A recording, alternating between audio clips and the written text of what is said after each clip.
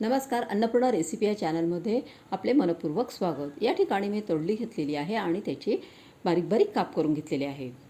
आता आपण मीडियम साईजचा कांदा घेऊया आणि त्याचे बारीक बारीक काप करून घेऊया।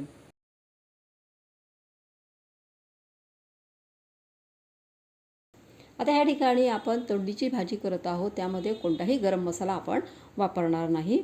तरीही भाजी एकदम चविष्ट अशी भाजी होते। त्यासाठी तुम्ही व्हिडिओ शेवटपर्यंत पहा आणि एकदम पटकन होते भाजी, काही फारसा वेळ त्याला लागत नाही।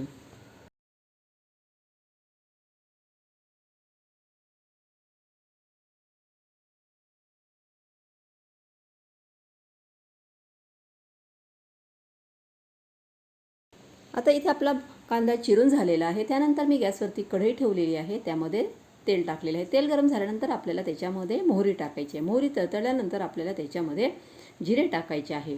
जिरे त्यानंतर आपल्याला लसणाचे काप टाकायचे आहे। त्यानंतर आपण बारीक चिरलेला जो कांदा आहे तो त्यात टाकायचा आहे। कांदा चांगला आपल्याला फ्राय होऊ द्यायचा आहे। त्यानंतर मी पाव चमचा हळद टाकलेली आहे, 1.5 चमचा धना पावडर टाकलेली आहे आणि जेवढे आवश्यक असेल तेवढे मी त्यात तिखट टाकलेले आहे। त्यानंतर जी तोडली आपण बारीक बारीक कापलेली होती ती स्वच्छ 3 वेळा पाण्याने धुवून टाकायची आहे। नंतर मी त्यामध्ये कढईमध्ये ती टाकत आहे। आता त्यानंतर आपल्याला त्यामध्ये चवीनुसार मीठ टाकायचे आहे आणि शिजण्यासाठी आपल्याला फक्त थोडेच पाणी टाकायचे आहे। त्याच्यामध्ये ही भाजी लवकर शिजते, फार वेळ लागत नाही भाजी शिजायला।